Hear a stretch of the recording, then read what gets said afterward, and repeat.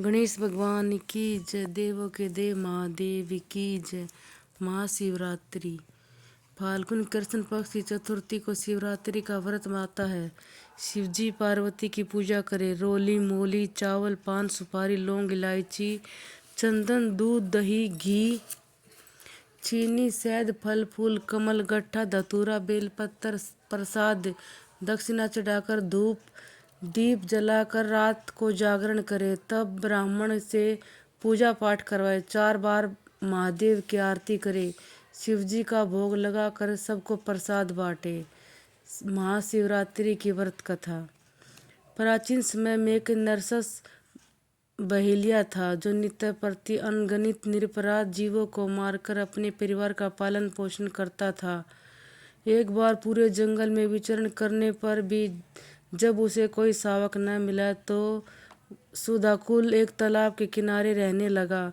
उस स्थान पर एक बेल वृक्ष के नीचे शिवलिंग स्थापित था। बहेलिया उसी वृक्ष की शाखा पर चढ़कर अपनी आवास हथली बनाने के लिए बेलपत्र को तोड़ता हुआ शिवलिंग आच्छादित कर दिया।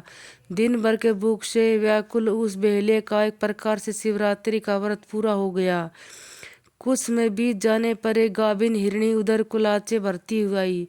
झिझकती व्याकुल हिरणी दीन वाणी से बोली, हे व्याग, मैं अभी गाभिन हूँ, प्रसव बेला भी समीप है, इसलिए इस समय मुझे मत मारो। प्रजनन क्रिया के बाद शीघ्र ही आ जाऊंगी। बहेलिया उसकी बातों को मान गया। थोड़ी रात व्यतीत होने पर एक दूसरी मिर्गी उस स्थान पर आई। पुण्य बहेलिया ने निशाना साधते उस मिर्गी से भी निवेदन किया कि मैं अभी ऋतु क्रिया से निर्वित सकामा हूँ, इसलिए मुझे पति समागम करने दीजिए, मारिए नहीं। मैं मिलने के पश्चात स्वयं तुम्हारे पास आ जाऊंगी। बहेलिया ने उसकी भी बात को स्वीकार कर लिया। रात्रि की तृतीय बेला में एक तीसरी हिरणी छोटे छोटे छेनों को लिए उसी जलाशय में पानी पीने आई। बहेलिया ने उसको भी देखकर धनुष बाण चढ़ा लिया। तब वह हिरणी कातर स्वर में बोली, हे व्याघ्र, मैं इन छेनों को हिरण के संरक्षण में कर रहा हूँ, तो तुम मुझे मारना।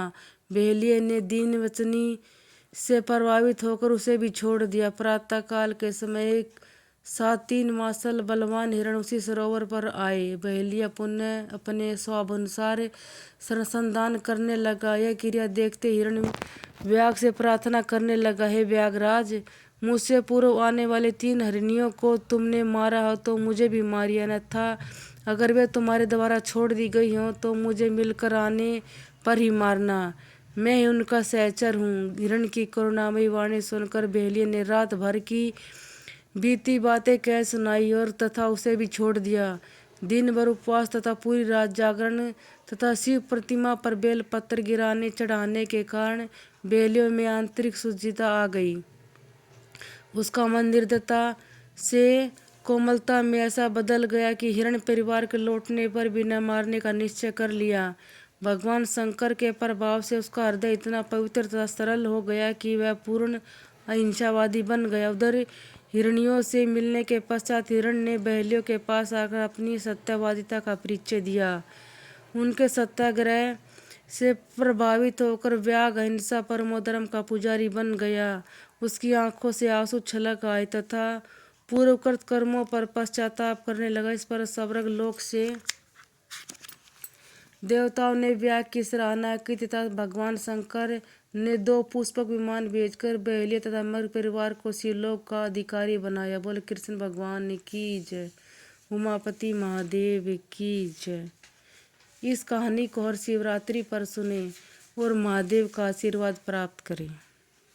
6 घड़े अमृत भरे, 2 धरती माता के, 2 कहानी कहने वाले के और 2 सुनने वाले के। बोलो महादेव की जय।